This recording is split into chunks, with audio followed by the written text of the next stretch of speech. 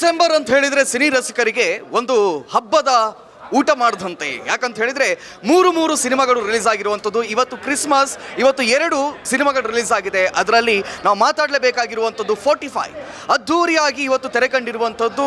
ನಾಡಿನಾದ್ಯಂತ ಜನರು ಅದನ್ನು ವಿಜೃಂಭಣೆಯಿಂದ ಬರಮಾಡ್ಕೊಳ್ತಾ ಇದ್ದಾರೆ. ಮೂರು ಇವತ್ತು ಒಬ್ಬ ಸೆಲೆಬ್ರಿಟಿ ನಟನ ಸಿನಿಮಾಗೋಸ್ಕರ ಎಲ್ಲರೂ ಕಾಯ್ತಾ ಇದ್ದಾರೆ. ಇಲ್ಲಿ ಮೂರು ಸೆಲೆಬ್ರಿಟಿ ನಟರು ಒಂದೇ ಸಿನಿಮಾದಲ್ಲಿ ನಟಿಸಿರ್ತಕ್ಕಂಥದ್ದು. ಅದು 45. ಈ 45 ಒಂದು ಚಿತ್ರವನ್ನು ನಿರ್ಮಾಣ ಮಾಡಿ ಅದನ್ನು ಹೊರಗಡೆ ಬಿಡೋದು ಅಂತ ಹೇಳಿದರೆ ಹಕ್ಕಿ ಒಂದು ತನ್ನ ಮರಿಯನ್ನು ರೆಕ್ಕೆ ಬಲಿತು ಹಾರುವವರೆಗೆ ಅದನ್ನು ಕಾಪಾಡಿಕೊಂಡಷ್ಟು ಕಷ್ಟ. ಅದು ಯಾರ ಕೆಲಸ ಅಂತ ಹೇಳಿದ್ರೆ ಪ್ರೊಡ್ಯೂಸರ್ ರಮೇಶ್ ರೆಡ್ಡಿ ಅವರು ನನ್ನ ಜೊತೆ ಇದ್ದಾರೆ. ಸರ್, ಮೂವಿ ಅದ್ಧೂರಿಯಾಗಿ ರಿಲೀಸ್ ಕಂಡಿದೆ. ಬಹುಶಃ ಓಪನಿಂಗಲ್ಲೇ ಚಪ್ಪಾಳೆಗಳ ಸುರಿಮಳೆ ಕೇಳಿಸ್ತಾ ಇದೆ. ಇವತ್ತು ಸೆಲೆಬ್ರೇಷನ್ ಹೆಂಗಿತ್ತು ತ್ರಿವೇಣಿ ಥಿಯೇಟರ್ ಎದುರಿಗೆ ಅಂತ ನಾವು ನೋಡಿದ್ದೀವಿ. ಜನರಿಗೆ ಏನೋ ಒಂದು ಕಡೆ ಹಬ್ಬದ ವಾತಾವರಣ ನಿರ್ಮಾಣ ಆಗಿದೆ. ಒಬ್ಬ ಪ್ರೊಡ್ಯೂಸರ್ ಆಗಿ ಈ ಮೂವಿಯನ್ನು ಬೆಳೆಸಿದವ್ರು ನೀವು, ಈ ಮೂವಿಯನ್ನು ಕಟ್ಟಿದವ್ರು ನೀವು, ಮೂವಿ ಬಗ್ಗೆ ಏನು ಹೇಳ್ತೀರಿ? ಇಲ್ಲ, ಮೂವಿ ಬಗ್ಗೆ ಏನು ಹೇಳೋದಂತಾರೆ, ಮೂವಿ ಒಳ್ಳೆ ಒಂದು ಸಮಾಜಕ್ಕೆ ಒಂದು ಸಂದೇಶ ಅಂತ ಕೊಟ್ಟಿದ್ದೀವಿ. ಆ ಖುಷಿ ಅಂತೂ ಇದೆ. ಇವಾಗ ಈ ಸೆಲೆಬ್ರೇಷನ್ ನೋಡಿದ್ರೆ ತುಂಬ ಖುಷಿ ಆಗ್ತಾ ಇದೆ. ಈ ಥರ ಸೆಲೆಬ್ರೇಷನ್ ಎಲ್ಲ ಪಿಕ್ಚರ್ ಮಾಡಬೇಕು ಅಂತ ನಮಗೆ ಆಸೆ. ಅದು ತ್ರಿಮೂರ್ತಿಗಳು ಮಾಡಬೇಕಾದ್ರೆ ಇನ್ನು ಯಾವ ರೀತಿ ಇರುತ್ತೆ ಅಂತ ಹೇಳಿದ್ರೆ ಬಂದು ನೋಡಿದ್ರೆ ಗೊತ್ತಾಗ್ತಪ್ಪ. ನೀವು ನೋಡಿದ್ದೀರಲ್ಲ, ನಿಮಗೆ ಗೊತ್ತಿರತ್ತಲ್ಲ. ಅಲ್ಲ ಸರ್, ಇದು ಯಾರದ್ದು ಐಡಿಯಾ? ನಿಮ್ಮದೇ ಐಡಿಯಾನ ಈ 3 ಜನರನ್ನು ಒಟ್ಟು ಸೇರಿಸಬೇಕು ಅಂತೇಳಿ? ಯಾಕಂದರೆ ಒಬ್ಬರೊಬ್ಬರದ್ದು ಕಾಲ್ ಶೀಟ್ ತಗೊಳ್ಳೋದೇ ತುಂಬ ಕಷ್ಟ ಆಗಿಬಿಟ್ಟಿದೆ. ಅಂಥದ್ರಲ್ಲಿ 3 ಜನರನ್ನ ಒಂದೇ ಮೂವಿಯಲ್ಲಿ ಆ್ಯಕ್ಟ್ ಮಾಡಿಸುವಂಥದ್ದು ಇದು ಹೆಂಗೆ ಸಾಧ್ಯ ಆಯಿತು ಅಂತ? ಈ ಸಾಧ್ಯ ಇಲ್ಲ. ಈ ಕ್ರೆಡಿಟ್ ಎಲ್ಲ ಅರ್ಜುನ್ ಜನ್ಯಾಗೆ ಹೋಗ್ಬೇಕಪ್ಪ ಅಂತ. ಇದೆಲ್ಲ ಮಾಡಿದ ಅರ್ಜುನ್ ಜನ್ಯ. ನಾನು ಅವ್ರ ಜೊತೆಯಲ್ಲಿ ಇದ್ದೆ ಅಷ್ಟೇ. ಮಿಕ್ಕಿದೆಲ್ಲ ಅವ್ರು ಮಾಡಿದೆಲ್ಲ ಅರ್ಜುನ್ ಜನ್ಯನೇ. ಅರ್ಜುನ್ ಜನ್ಯ ಇದುವರೆಗೆ ಖಾಲಿ ಮ್ಯೂಸಿಕ್ ಡೈರೆಕ್ಟರ್ ಆಗಿ ಮಾತ್ರ ಕಾಣಿಸ್ಕೊಂಡವರು. ಮೊದಲ ಬಾರಿಗೆ ಅವ್ರು ಮೂವಿ ಡೈರೆಕ್ಟ್ ಮಾಡ್ತೀವಿ ಅಥವಾ ಕತೆ ಹೇಳ್ತೀನಿ ಅಂದಾಗ ನಿಮ್ಗೇನು ಭಯ ಏನೋ ಆಗಲಿಲ್ವಾ? ಇವರು ಮೂವಿ ಡೈರೆಕ್ಟರ್ ಮಾಡಲಿಲ್ಲ, ಏನಾದರೂ ಮೂವಿ ಫ್ಲಾಪ್ ಆಗುತ್ತೇನೋ ಹಂಗೇನಾದರೂ ಅನಿಸ್ತಾ? ಹೆಂಗೆ?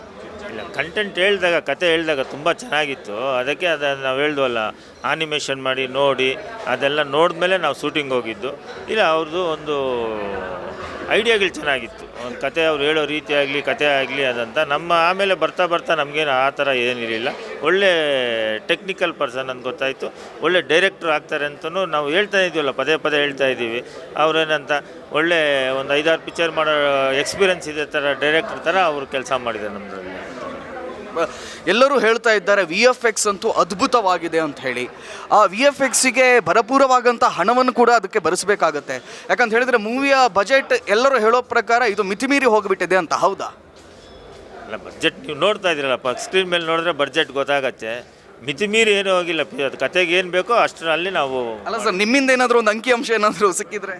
ಅಂಕಿಅಂಶ ನಾನು ಹೇಳ್ತೀನಪ್ಪ. ಅಂಕಿಅಂಶ ಅಂತ ಹೇಳ್ಬಿಟ್ರೆ ನಾನು ಅಕೌಂಟೇ ನೋಡಿಲ್ಲ, ನೋಡಿದ್ಮೇಲೆ ಹೇಳ್ತೀನಿ. ಅಕೌಂಟೇ ನೋಡಲಿಲ್ಲ, ಅವ್ರು ಕೇಳ್ದಂಗೆಲ್ಲ ಖರ್ಚು ಮಾಡಿಬಿಟ್ಟಿದ್ದೀರಿ? ಹೇಳ್ದಂಗೆಲ್ಲ ಖರ್ಚು ಮಾಡೋಕ್ಕೇನೆ ನಾವೇ ಎಲ್ಲ ಬರ್ತೀವಿ. ಒಳ್ಳೆ ಖರ್ಚಾಯಿತು. ಅದಂತ ಕತೆಗೆ ಏನು ಬೇಕೋ ಅದು ಖರ್ಚು ಮಾಡಿದ್ದೀವಿ. ಒಟ್ಟಾರೆ ಆಗಿ ನಾಡಿನ ಜನತೆಗೆ ಅಶ್ವವೇಗ ವಾಹಿನಿಯ ಮೂಲಕವಾಗಿ ಏನು ಹೇಳಕ್ಕೆ ಇಷ್ಟಪಡ್ತೀನಿ? ಇಲ್ಲ, ಇದು ಒಳ್ಳೆ ಕಂಟೆಂಟು. ಈ ಗರುಡ ಪುರಾಣದ ಒಂದು ಸಬ್ಜೆಕ್ಟ್ ತೊಗೊಂಡಿದ್ದೀವಿ. ಎಲ್ಲರಿಗೂ ಒಂದು ಸಮಾಜಕ್ಕೆ ಒಂದು ಮೆಸೇಜ್ ಇದು ಮಾಡಿದ್ದೀವಿ ಅಂತ. ಮಕ್ಕಳು ಸಮೇತ ಅಲ್ಲಿ ದೊಡ್ಡವರು ಚಿಕ್ಕವ್ರು ಬಂದು ನೋಡೋವಂಥ ಪಿಕ್ಚರು, ಫ್ಯಾಮಿಲಿ ನೋಡೋವಂಥ ಪಿಕ್ಚರ್. ಇದೆಲ್ಲ ಫ್ಯಾಮಿಲಿಗೆ. ನೀವು ಅದನ್ನು ಗರುಡ ಪುರಾಣದಲ್ಲಿ ಯಾವ ರೀತಿ ನಾವು ತೋರಿಸಿದ್ದೀವಿ ಅಂತ ಹೇಳ್ಬೇಕು. ಒಳ್ಳೆಯದು ಕೆಟ್ಟದ್ದು ನಮ್ಮ ಫಿಲಮಲ್ಲಿ ಬಂದು ನೋಡಿದ್ರೆ ಗೊತ್ತಾಗುತ್ತೆ. ದಯವಿಟ್ಟು ಬಂದು ನೋಡಿ ಅಂತ. Yes, thank you sir, thank you. ಒಟ್ಟಾರೆಯಾಗಿ ಸಕ್ಸಸ್ಫುಲ್ ಆಗಲಿ ಮೂವಿ ಅಂತ ನಾನು ಕೂಡ ಕೇಳ್ತಾ ಇದ್ದೀನಿ. ಇವಿಷ್ಟು ರಮೇಶ್ ರೆಡ್ಡಿ ಅವರ ಮಾತುಗಳು. ಒಟ್ಟಾರೆಯಾಗಿ 45 ಎಲ್ಲ ಕಡೆಯಲ್ಲಿ ಅದ್ಧೂರಿಯಾಗಿ ತೆರೆ ಕಾಣ್ತಾ ಇದೆ. ಜನರು ಯಾವ ರೀತಿಯಲ್ಲಿ ರೆಸ್ಪಾನ್ಸ್ ಮಾಡ್ತಾರೆ ಇನ್ನಷ್ಟು ನಾವು ಕಾದು ನೋಡಬೇಕಾಗಿದೆ. ಕ್ಯಾಮರಾ ಪರ್ಸನ್ ನವಾಜ್ ಜೊತೆ ಕಾರ್ತಿಕ್ ಕುಂದೂರ್, ಅಶ್ವವೇಗ.